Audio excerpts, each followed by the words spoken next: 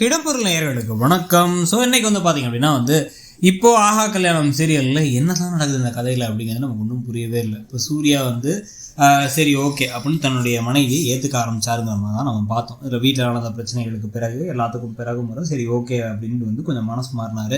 Plus அவருக்கு ஒரே மரியாதையெல்லாம் கொடுத்து சால்வையெல்லாம் போத்தும் போது கூட சரியாக இருந்தார். ஆனால் அவருடைய அம்மா எப்போ பார்த்தாலும் முறைச்சிட்டே இருக்காங்க ராஜலட்சுமிங்கிற காரணத்தாலையா இல்லை இவரே அடிப்படையில் பார்த்தீங்கன்னா ஒரு நிலையற்ற மனநிலை அப்படிங்குவாங்கல்ல, அந்த அன்ஸ்டேபிளாக இருக்கிறது அப்படின்ட்டு எந்த நேரத்தில் என்ன மாதிரி இருப்பாங்கன்னே தெரியாதுங்கிற மாதிரி இருக்கிறதுனால அவருக்கு ஒன்றும் அன்பு இருக்கா, காதல் இருக்கா, இல்லை வெறுப்பு தான் இருக்கா, இல்லை இந்த ஏமாத்திட்டாங்கிற கோவம் இருக்கா அப்படிங்கிறது நமக்கே ஒன்றும் புரியல. இப்போ புது ப்ரோமோவில் பார்த்தீங்கன்னா எல்லாரும் சேர்ந்து பொங்கல் கொண்டாடுறாங்க. பொங்கல் கொண்டாடும் போது மகாவோட வீட்டிலேருந்து எல்லாரும் வராங்க. வந்திருக்கும் பொழுது எல்லாரும் நிற்க வச்சு மகா பொங்கலை வேற காய்ச்சிட்டு அதுக்கப்புறம் போய் பொங்க பானையை காய்ச்சிட்டு போய் ஆசீர்வாதம் பண்ணுங்க அப்படின்னு புருஷன் காலில் வேற விடுறாங்க. எந்த காலம் இப்போல்லாம் யார் புருஷன் காலில் விடுறதோ ஒரு கண்டிப்பாக இருந்தே தீரணும்னு வைக்கிறாங்கிறது நமக்கு தெரியல.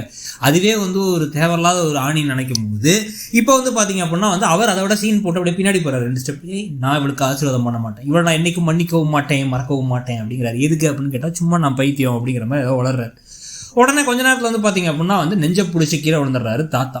ஏன்னா தாத்தா கீழே விழுந்தாரே அப்படின்னு சொல்லிட்டு போய் அவர் எல்லாம் சரி பண்ணதுக்கப்புறம் பார்த்தா என்னுடைய கடைசி ஆசை என்னன்னா நீயும் மகாவும் சேர்ந்து வாழணுப்பா, சத்தியம் பண்ணுப்பா அப்படிங்கிறாங்க. இது சத்தியத்துக்கு கட்டுப்பட்ட மாதிரிலாம் இவரும் சத்தியம் பண்ணுறாரு. இந்த கதை எதை நோக்கி போகுது, என்ன நடக்குது, எதனால இதெல்லாம் நடக்குது அப்படின்னு நமக்கு ஒன்றும் புரியல. இல்லை எல்லாரும் ஒன்றா இருக்கும் போது என்ன தெரியுது அப்படின்னா ஐஸ்வர்யா தப்பிச்சிட்டாங்க, அந்த ப்ரெக்னன்சி இஷ்யூலேருந்து அவங்க தப்பிச்சிட்டாங்கிறதும் தெரியுது.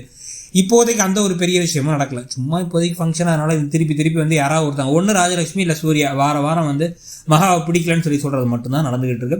மகாவும் ஆனால் சுயமரியாதை பற்றி கவலைப்படாமல் என் குடும்பத்துக்கு ஹெல்ப் பண்ணுவேன், ஆனால் உங்கள் காலுக்கடியில் அடிமையாக கிடப்பேன் அப்படின்னு கடந்துகிட்டு இருக்காங்க. அதை பற்றி உங்கள் கருத்து என்ன, இந்த கதை எப்படி தான் போகுதுன்னு நினைக்கிறீங்கிறத சொல்லுங்கள். தேங்க்யூ.